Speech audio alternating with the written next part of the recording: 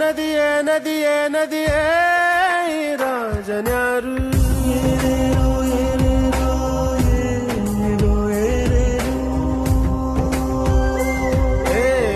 ವಿಧಿಯೇ ವಿಧಿಯೇ ವಿಧಿಯೇ ವಿಧಿಯೇ ವೀರನ್ಯಾರು